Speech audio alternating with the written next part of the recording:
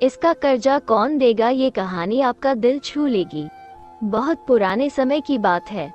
एक गांव में एक भले आदमी गंगाराम का देहांत हो गया था। तो जैसे इस आदमी के परिवार वाले उस अर्थी को शमशान ले जाने लगे, तभी अचानक एक मोटे ताजजुत में उस अर्थी का एक पांव पकड़ लिया और बोला कि मरने वाले इस गंगाराम से मैं 2 लाख रुपए कर्जा मांगता हूँ, इसलिए पहले मुझे मेरे पैसे दे दो, तभी मैं इसकी अर्थी को शमशान ले जाने दूंगा। अब तमाम लोग तमाशा देख रहे थे। तभी उनके तीनों बेटों ने कहा कि हम तुम्हारा कर्जा नहीं देंगे। पिताजी का कर्जा पिताजी जाने, और वैसे भी अब वो तो इस दुनिया में ही नहीं है। अगर तुम्हें इनकी अर्थी ले जानी है तो ले जाओ। ये सुनकर पूरा गांव गंगाराम के तीनों बेटों पर सूसू कर रहा था। अब गंगाराम के तीनों बैटरी पुष्कर जी को देने से पीछे हट गए। तभी गंगाराम के भाइयों ने भी कह दिया कि जब बेटे कर्जे नहीं दे सकते तो हम क्यों किसी का कर्जा भरे। अब गंगाराम की अर्थी को वहां रुके हुए बहुत देर हो गई थी। तभी यह बात गंगाराम की चुनौती बेटी तक पहुंच गई, तो वो भागी भागी अपने पिताजी की अर्थी तक पहुंची।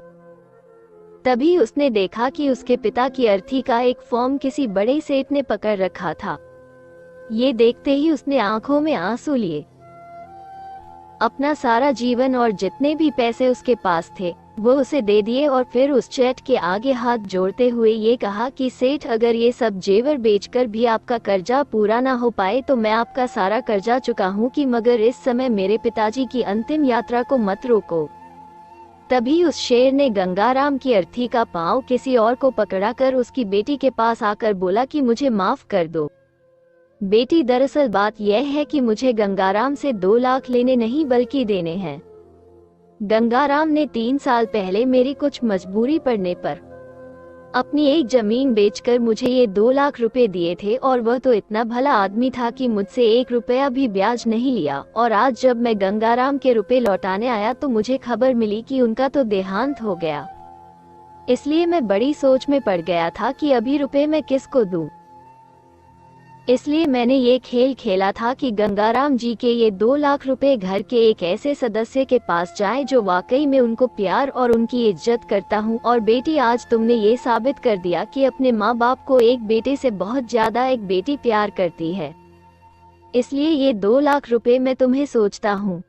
काश तुम जैसी बेटी हर घर में हूँ जो अपने पिता की इतनी इज्जत करती है। ये सब देखकर गंगाराम के बेटे और भाई का सिर शर्म से नीचे झुक गया। वाकई में दोस्तों, ये बात तो एकदम सच है कि एक माता पिता को बेटे से ज्यादा बेटी प्यार और उनकी इज्जत करती है। इसलिए दोस्तों, बेटी पढ़ाओ और बेटी बचाओ। वीडियो पसंद आया हो तो लाइक, सब्सक्राइब और शेयर करें। वीडियो देखने के लिए आपका बहुत बहुत धन्यवाद।